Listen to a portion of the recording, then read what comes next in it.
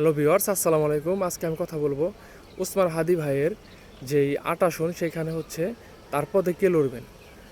হ্যাঁ, তো অনেকেই বলতেছে যে তার পদে তার বোন লড়বে, কিন্তু অনেকেই বলতেছে যে তার পদে ইনকলাব মঞ্চের যেই আপনার আব্দুল্লাল জাবের, তিনি জুলাই আগস্ট 2024-এর ছাত্র জনতার অভ্যুত্থান পরবর্তী সময়ে গঠিত রাজনৈতিক সাংস্কৃতিক সংগঠন ইনকলাব মঞ্চের সদস্য সচিব হিসেবে আসলে তিনি দায়িত্ব পালন করতেছিলেন।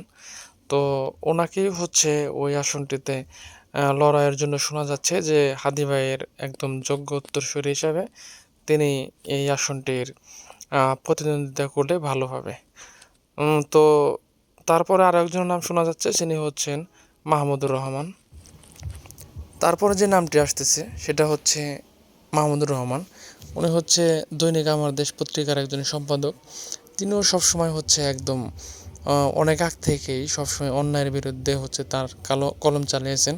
তো সেই জায়গা থেকে ওসমান হাদির আসনে তিনিও যদি প্রতিদ্বন্দ্বিতা করেন, সেটা অনেক ভালো হবে, অনেকে সেটাই মনে করতেছেন। আর ওনার পরবর্তীতে আরও একজনের নাম শোনা যাচ্ছে, সেটা সাদিক কায়েম, যাকে আপনারা সবাই চিনেন, যিনি ঢাকা বিশ্ববিদ্যালয়ের একজন বর্তমান রানিং ভিপি। তো ওনার কথা শোনা যাচ্ছে যে তারপরে উনি নাকি এর আগে থেকে যখন ওসমান হাদি ভাই ছিলেন তখনও নাকি ওইখানে প্রতিদ্বন্দ্বিতা করতে চাইছিলেন। তো যাই হোক, এখন পর্যন্ত কোনো সত্যতা পাওয়া যায়নি, জাস্ট শুধু গুঞ্জন চলতেছে। তো আমাদের কথা থাকবে, তো কথা প্রার্থীতা যেই করুক সেটা মুখ্য বিষয় নয়। মুখ্য বিষয় যারা দেশের জন্য ভালো কাজ করবেন তাদেরকে যাতে আল্লাহ তাআলা নিযুক্ত করে দেয়। তো আজকের আলোচনা এই পর্যন্তই। সবাই ভালো থাকবেন। কোনো ভুলভ্রান্তি হলে অবশ্যই ক্ষমার দৃষ্টিতে দেখবেন। আসসালামু আলাইকুম।